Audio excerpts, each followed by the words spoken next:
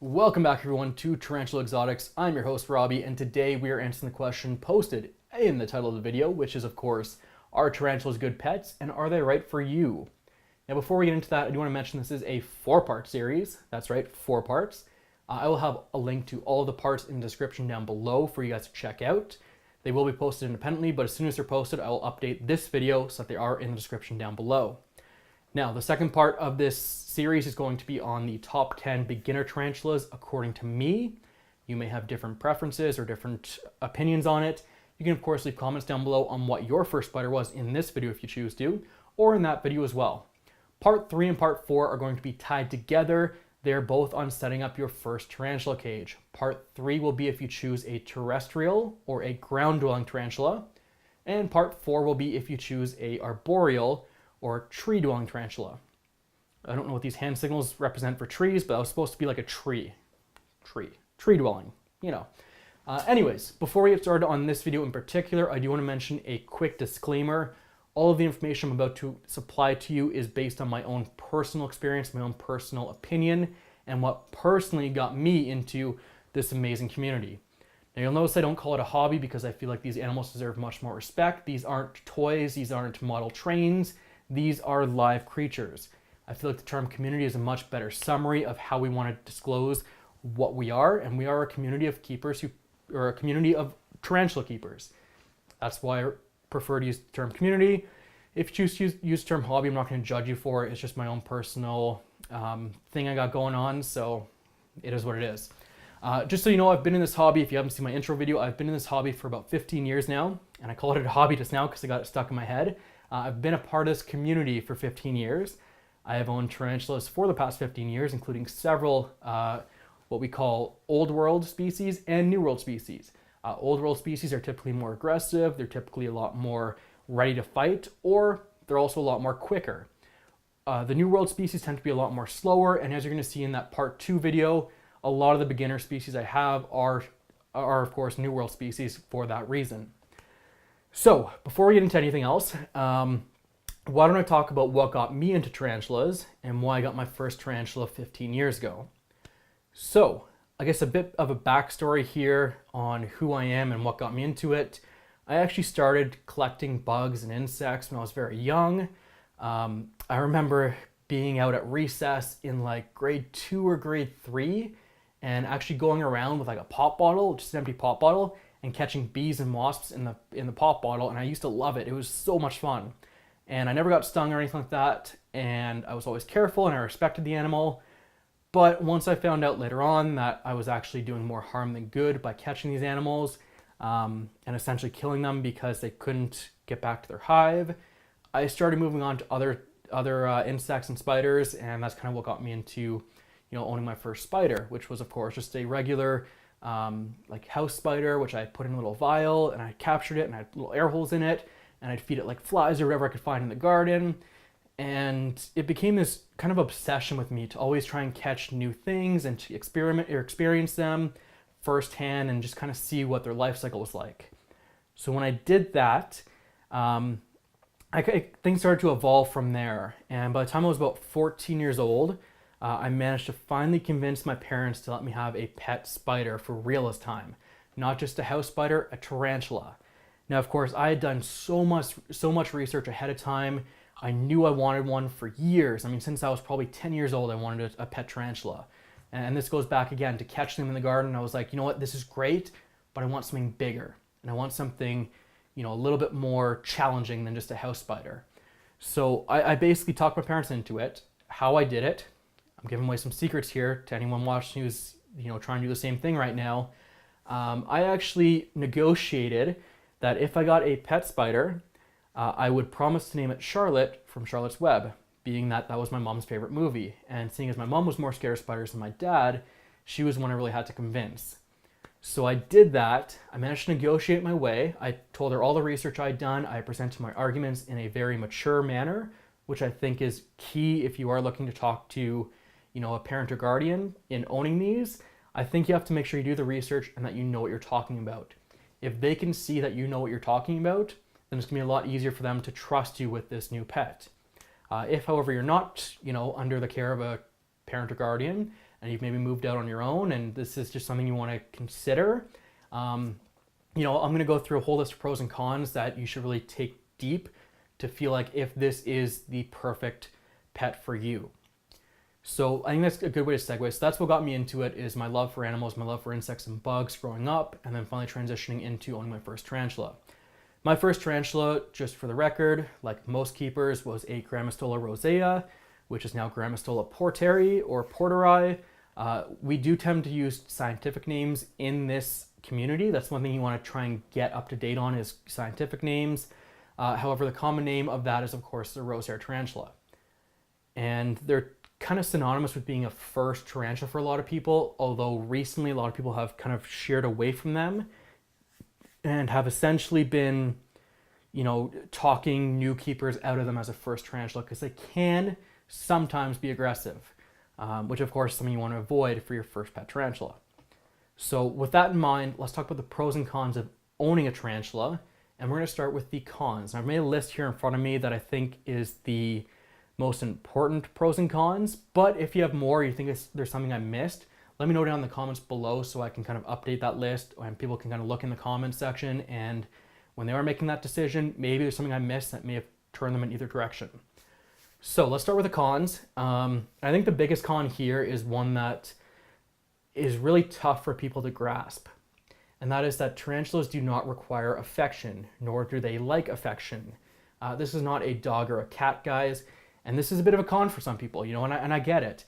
If you're looking for an animal you can bond with and create that kind of affectionate relationship with, this is not the animal for you. They don't feel affection. Their emotional level is much different than ours. And as a result, affection is just non-existent in tarantulas. Secondly, and one of the big ones that I often have people try and talk their way around, is they do require live food. Please, if you get a pet tarantula, do not feed it the canned or the pre-killed crickets and worms that you can get at the pet store. They may try and push it on you, and they may try and have it as a selling feature of, oh, you know, if you want a tarantula and your only concern is you can't feed live, just use this instead. That's totally wrong, guys. They absolutely require live food for a number of reasons. The big two being their hunting instinct is to always hunt for food. If you offer them pre-killed every single time, it's just going to slow down their hunting method and could cause them to be a little bit lazy and not eat as much. And I feel like that can often be linked to tarantulas or going off food for long periods of time, which is another con. But I'll get to that one after. The second reason why you want to offer live food is the nutritional point, or the nutritional value. Live food is considered to be much more nutritious than the pre-killed stuff or the frozen stuff, or the flash frozen or whatever it is that's in a can. I don't even know how they prepare it, but it's awful, guys. That should not be used for any animal, let alone tarantulas. But that's a whole different story. So you don't have to feed live food. If you have an issue with that, I understand, but a tarantula probably isn't for you. Going back to the tarantulas going off food for long periods of time, that can be an issue, especially depending on certain species. I'll talk more about that in my top 10 beginner species video, which is coming up in part 2 of this segment, and kind of fill you in on what species are going to be readily eating and what species can often go off food for long periods of time. But just be aware that that can be an issue, and if they do go off food for a long period of time, it's nothing to be concerned about. I've seen tarantulas go over a year without eating, and then all of a sudden, bam, just like that, they're right back into it, and there's no ill feelings for the tarantula itself, or no ill health effects. The next con I have is they're actually extremely fragile. Tarantulas are not like most pets. They can be incredibly fragile, especially a lot of the beginner terrestrial species. If they're dropped from even a short distance, they can rupture their abdomen. If they rupture abdomen, it's basically guaranteed death. So being cautious around them and making sure you're very gentle and setting up the enclosure in a way that they cannot hurt themselves, which again will be in part 3 of this video or this series, is extremely important. So they are very fragile pets, which again is a bit of a con for some people. Also, I guess the last one, which I don't really like to use, but for some people they can be considered pet rocks, and all that means is that they don't move much. They just kind of sit there. And I believe it was Tarantula Dan or the Dark Den or Exotics Lair. So one of those guys had put it perfectly. You know, you should never consider this a pet rock. It's a freaking spider. What more can you ask for, you know? If it's being calm and still, if anything, that's a plus for you. You know, if you want a spider that's going to run around the enclosure at 30 miles per hour, then wait until you're more experienced. Let's just put it that way. So those are my cons for the owning a pet tarantula. We're going to get into the pros, and there are a lot of good pros here as well. But again, make sure that even if the pros sound really appealing to you, you do take into consideration the cons as well. So one of the pros is that they're fairly easy to care for. Yes, they're fragile. Yes, they require live food, but at the same time, they don't require much in their enclosures. This is an adult right here behind me. As you can see, a very simple enclosure, and I mean, basically they eat once or twice a week, depending on the size of the prey, and it's just that simple. You offer a water dish somewhere in the enclosure. Make sure if you're offering a water dish, by the way, you do not use those gel pack things that they try and sell you at the pet store. If the pet store is saying that you need to use gel because it's going to drown, that is a total myth. The tarantula can easily drink from water, and much like in the wild, they don't have those gel things in the wild, so why would you put them in there in your home? It just makes no sense. Make sure to offer some fresh water on a daily basis kind of thing, or just clean out the water as often as you can. Some species of tarantula are worse for kicking dirt in their water dish than others, but again, we'll get into that in the top 10 section of this series. Number 2, they don't require constant attention. Much like a con was, they don't require affection. The pro side of that is they don't require a lot of attention, meaning you don't have to constantly be around it, you don't have to train it, you don't have to worry about making sure it's, potty trained or whatever, like you would a dog or a cat. They're animals that have a certain instinct in mind, and that's what they're going to go off of. They're going to eat, they're going to drink, they're going to hide. That's typically what a tarantula is going to do. So as a result, they don't require a lot of attention, which I think is a big pro for a lot of people, but for some people it's a con because, again, some people enjoy bonding with their pet. Finally, they can be left, or not finally, sorry, they can be left alone for a certain period of time. I've left mine alone for up to 2 weeks, and they haven't suffered any ill consequences. The important thing is, if you are leaving a tarantula alone for that long, that you make sure it's fed beforehand, and when it's being fed before you leave on vacation, make sure it eats the prey item. If the prey item is still alive just before you're about to leave, remove it from the cage, try feeding again when you come back. You do not want to leave a prey item with a tarantula for an extended period of time because it can actually cause harm to the tarantula. So just keep that in mind. Second thing, if you're leaving for vacation here, you can always just leave it fresh water and it's pretty much good to go. Next up, we have that they are fairly inexpensive to set up. I mean, a setup like this, including substrate, including the enclosure, including the water dish, including a little hide for it, cost me maybe 50 bucks. Like, you should be all in for under $100 easily for a tarantula, so they are fairly inexpensive to set up, and they're fairly inexpensive to maintain. Feeding a cricket every 1 or 2 weeks, or sorry, 1 or 2 crickets every week is fairly inexpensive. I mean, the crickets cost, what, 10 cents, if that? That's if they, and if you get them in bulk, you get them for a lot better than that. So you get them in bulk, a big thing of crickets should last you, I don't know, 2 to 3 weeks at least, if not a month. If you are feeding crickets, make sure that the crickets themselves, especially if you buy in bulk, have something to eat so they'll live longer. The last thing you want to do is kill your crickets or have the crickets not have sufficient nutrients for the tarantula when they eat them. Next up, we have they don't require much space. Again, this is a full-size tarantula in this enclosure, and it doesn't require a lot of space. The space takes up, a foot and a half by 6 inches. So it's really good if you have a small apartment, if you have a small living quarters, then tarantulas just make really good compact pets. On top of that, unlike fish, they don't require filtration, they don't require constant feeding, they don't require water changes. You just let them be. So that's a big plus in my books. And the final pro here is they are a freaking giant spider. What more can you ask for? I mean, it's a giant spider, guys. I don't see any other pro other than that for me personally. And of course, if you have arachnophobia, that's a whole different topic. And maybe tarantulas might be okay for you, might not be okay for you. I've known actually a couple people who have got tarantulas to get over their fear of spiders. And I remember reading one story on one of the forums that someone had mentioned, I got a pet tarantula. I actually love it. I'm very fond of it. And, I'm not even scared of it anymore. However, when a house spider comes around in my house, I'm terrified of it. So I don't know what the correlation is. Maybe the tarantula is fuzzy, so it's less scary. Either way, guys, it's a giant spider. What more could you ask for? So that's the pros and cons list. I've talked a little bit about my experience and what got me into the hobby. And I guess the last thing you have to ask yourself is a commitment. Are you ready for a commitment for a pet spider? Yes, just because it's a pet spider does not mean it has a short lifespan. In fact, some of these species can actually live up to 30 years in captivity. Now, the biggest difference is male and females. Males tend to only live about 3 to 7 years depending on the species you have. Most beginner type males will live about 5 to 7 on the higher end. It's usually the kind of more experienced or the more intermediate level spiders that tend to live a little bit shorter lifespans, particularly the old world, which I talked about being more aggressive and more fast. The males do have a shorter lifespan there, about 3 to 5 years. For females, however, females do live quite long. Even for old worlds, it's not uncommon to see a 10 to 15-year-old old world spider. Some maybe a little bit less, but in that range is usually about average 10 to 15 years.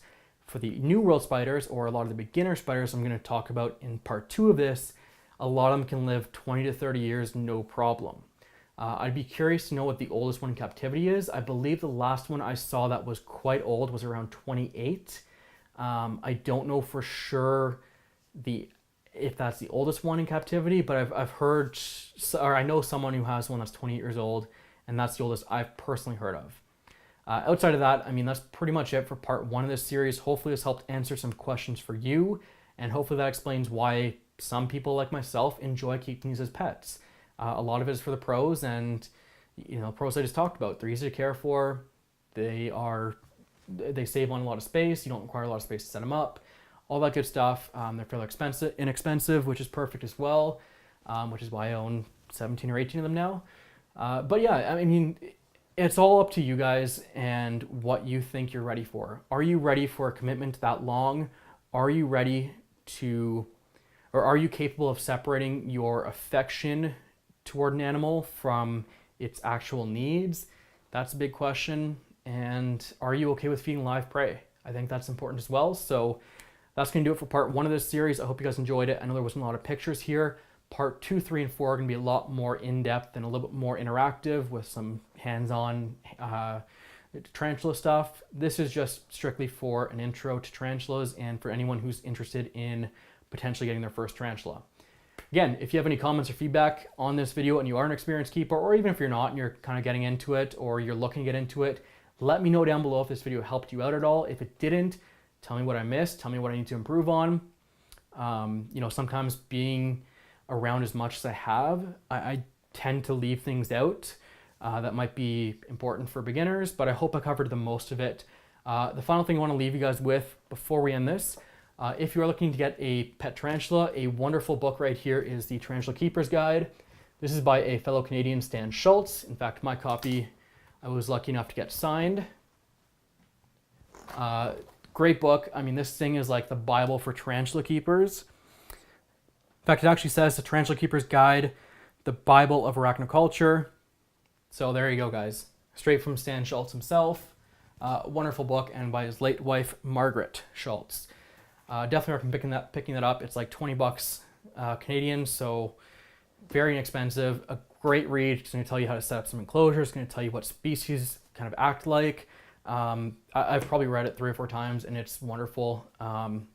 This is, of course, my signed copy, so it tends to stay on the shelf and doesn't get read too much. But yeah, I think that's a great book to pick up if you are interested. Make sure to do your research. Make sure to look online. There's plenty of forums out there. Arachnoboards is a big one, honestly. There's a lot of knowledgeable people on there.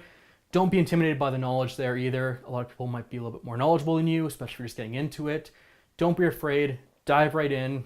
And again, just if you have questions, make sure to ask and do your research ahead of time. So that's going to do it for today. Thank you guys so much for watching. Part 2 will be out shortly. Until then, I'll see you next time.